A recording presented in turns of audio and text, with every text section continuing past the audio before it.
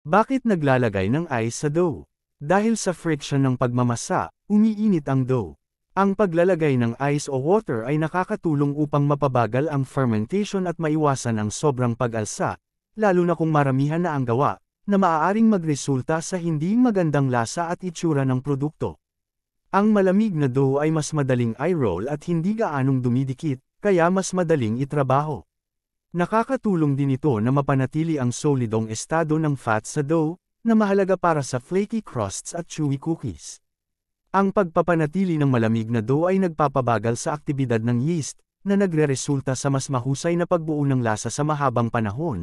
Ang paggamit ng ice ay maaaring makatulong sa under-fermented dough na umalsa ng mas maganda sa oven.